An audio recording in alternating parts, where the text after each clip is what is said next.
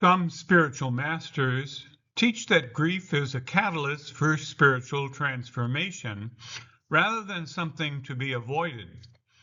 They emphasize these common points: the necessity of surrender, universal solidarity, paradoxical joy, and unconditional trust. Henri Nouwen's thoughts are these: grief should not be avoided, but fully embraced and processed. Time alone doesn't heal grief. Our pain reveals the depth of the love we shared. Mourning allows us to place our losses under a blessing. Joan Chittister had these thoughts: grief is a natural, expansive expression of love that ultimately connects us to humanity's shared suffering. Loss is an integral part of life that frees us to begin again. All growth does not take place in the sunlight. The sorrow of grief pushes us into dark places. We learn that growth happens in the shadows. Loss helps strip away superficiality. Richard Rohr offers these thoughts: grief isn't a problem to solve, but is a sacred, universal, liminal space. Our sadness is a deeply holy emotion connecting us to all people.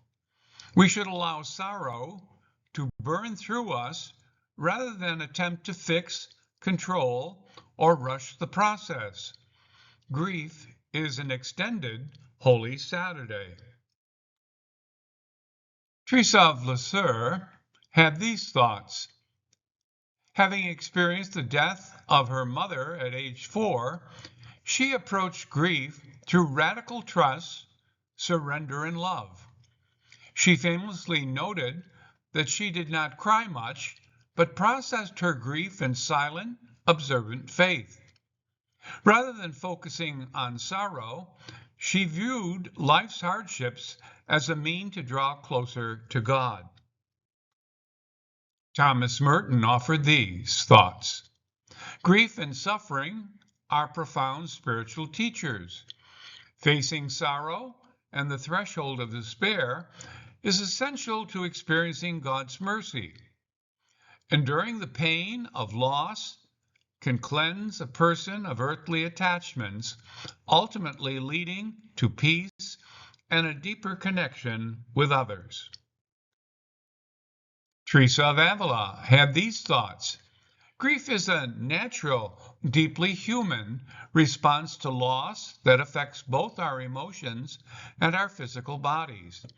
Contending with difficult sorrows is a genuine part of the human experience. The spiritual life doesn't shield us from feeling the pain of a broken heart. Peace and comfort come by resting in God's unchanging presence.